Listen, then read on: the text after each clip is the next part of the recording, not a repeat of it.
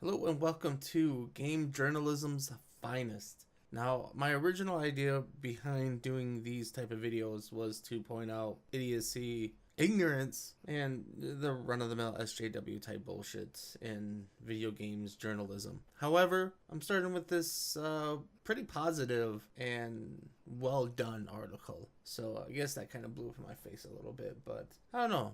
Just started out on a good note, I guess.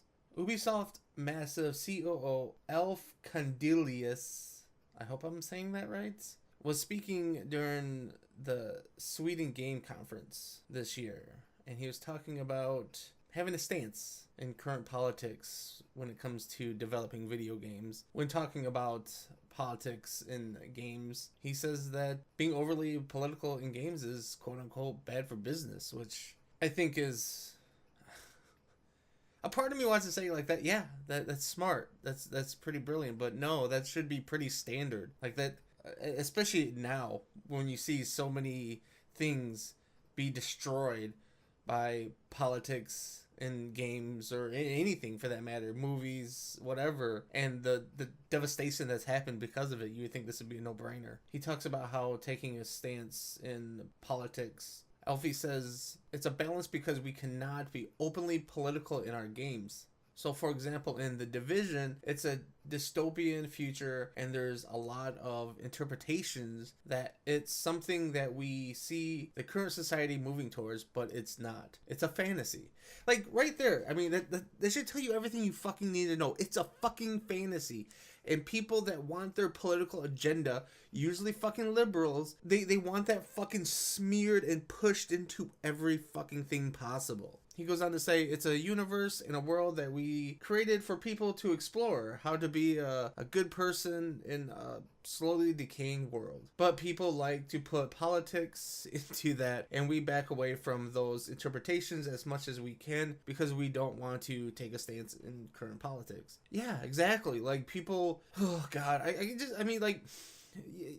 You got this world that's like, yeah, it's like he says, a decaying world, that it's a post-apocalyptic game, and like with the Division 2 it's moving from New York to Washington, I believe, or something like that, and how much further this is all collapsed. I don't understand. Like, it's about fucking someone put like some kind of flu virus or something into money, and that's how this all started. Like, how does that have anything to do with politics? Like, I don't understand how people are able to put politics into that, or you know, at least in the back of their mind, be like, this is because of such politics, like this is because of Trump and his agenda, blah blah blah, or whatever it may be. It seems insane to me. He goes on to say that it's also bad for business, unfortunately, if you want the honest truth. But it is interesting, and it is a discussion that we have, and it's an ongoing discussion we have with our users, of course, because people want to put an interpretation into the universe that we created, and they want to see their own reality in the fantasies that we give them and the stories that the games are. Like, yeah, it's bad for fucking business to do this. Like, and there's nothing wrong with admitting that it's bad for business. Like, this idea like Ubisoft isn't here for money is insane. Yeah, like people want their reality. Like, it's a weird way of phrasing it though, their reality. Like, there is reality and then there's fantasy. You don't have your own reality, you have your own fantasy, and that's it. There is reality. Reality is real.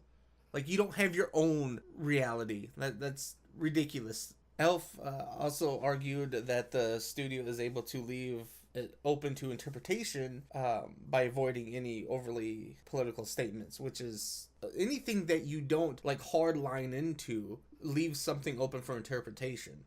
Like, if you have a character killed and we see him killed, then that's it, he's dead. There's no interpretation of what happened to him. He also believes that this is important because The Division is a game that people are going to spend hours and hours of playing, which is true. I mean, the first Division I've probably put 300 hours into myself.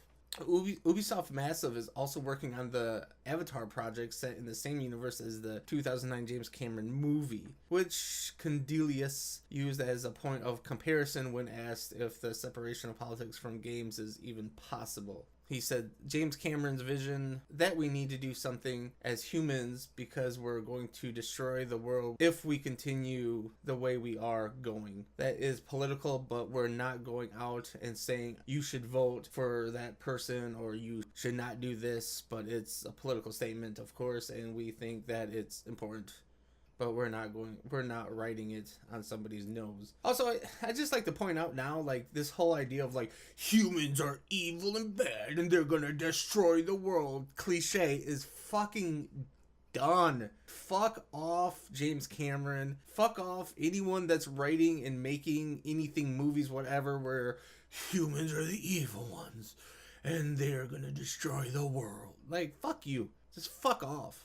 When Elf was pressed by another games journalist, quote unquote, about whether games can be art if they are essentially afraid to make political statements, Elf responded that, quote, art doesn't have to be that straightforward and doesn't have to be a political campaign message. Which, yeah. Exactly. I mean, that's the problem here. Like, I bet this games journalist was, like, someone from, like, Polygon or something, maybe. I don't know. But, like, this idea of, like, you need to have politics in your games. You need to have it in your movies. It needs to be talked about and discussed in these mediums is complete fucking bullshit. You don't need it. It doesn't need to be that way. Everything doesn't need to, you don't need to, like, everything you consume does not have to have some political message to it. Which, by the way, I guarantee you the people that are finding fault with Elf here in his viewpoint of not being political, they're the same ones that would be the first ones bitching about politics being in the game if it was like pro-Trump or something. I guarantee it. He continues on to say that it has to be subtle for a lot of people to be attracted to it.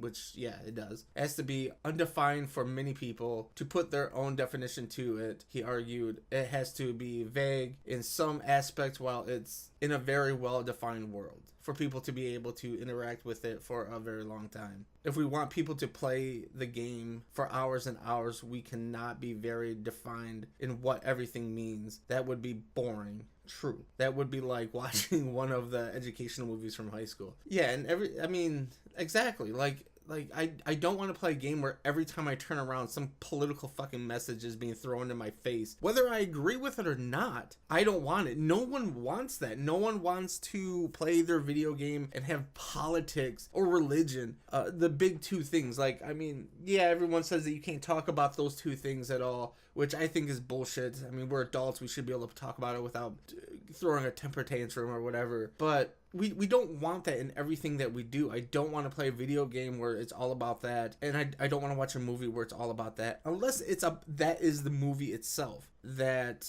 are very political. That's what it's there for. But when you're, like, and sure, you can say that, like, a games like The Division will have some kind of politics there. Like, God, I don't remember any of the gangs now.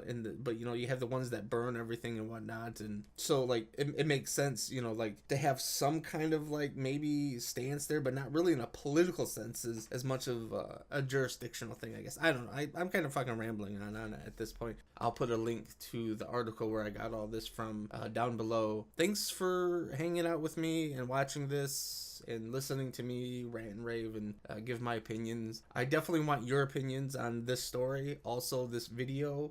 Tell me some things that I can change. This is like gonna be a very rough draft, so yeah, let me know what you think down below in the comments, and I will talk to you next time.